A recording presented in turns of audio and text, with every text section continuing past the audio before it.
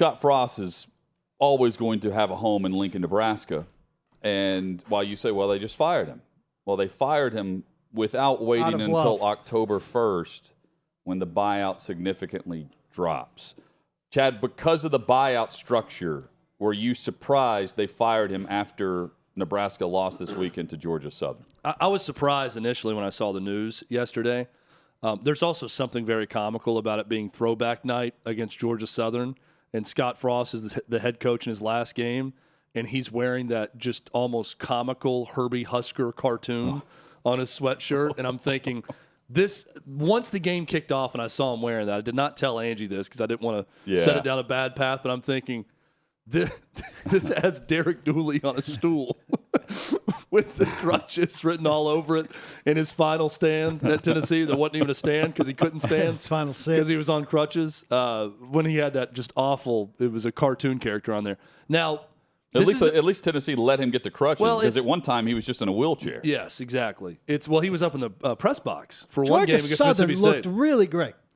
Georgia Southern looked great against a terrible Nebraska defense. They looked great. And Nebraska helped make them look great. But no, they had some shifty little guys that could not be tackled in that game for Georgia Southern. Now, on to Scott Frost.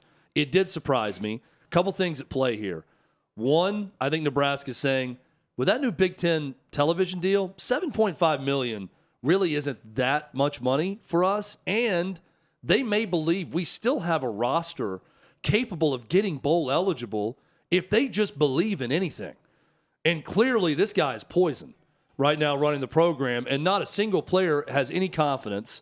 So we have to go with another Nebraska alum, Mickey Joseph, who they just brought back from LSU, played quarterback under Tom Osborne back in the day.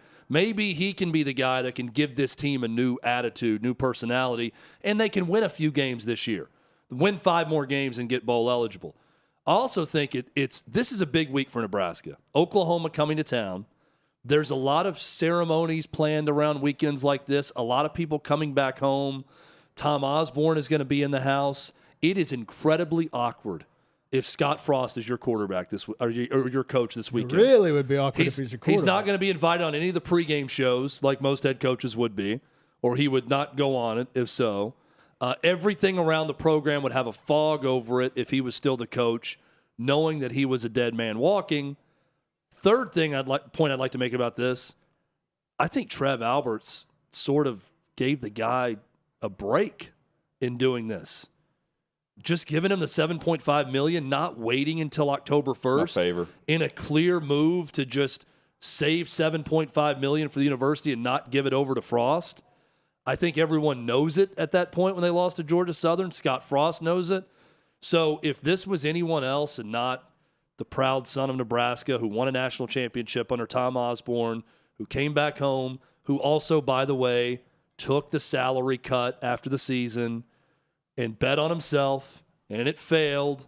But because he did all of that, fired all of his friends, I think Nebraska cut him a bit of a break. Can't you create a GoFundMe for him?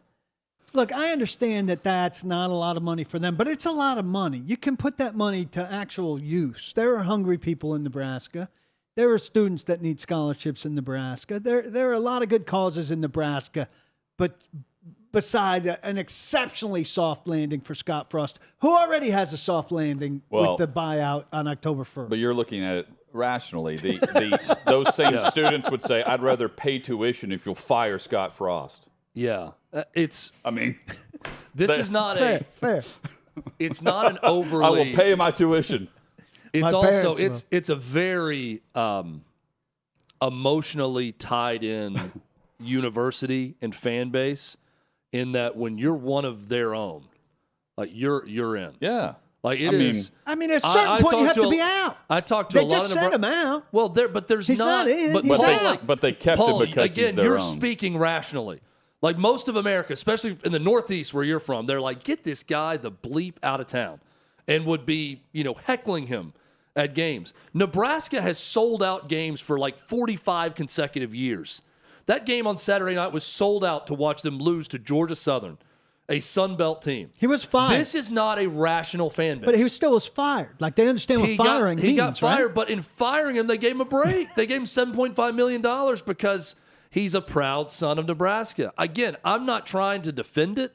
I'm just telling you that I talked to my wife and her family. They all feel awful for Scott Frost.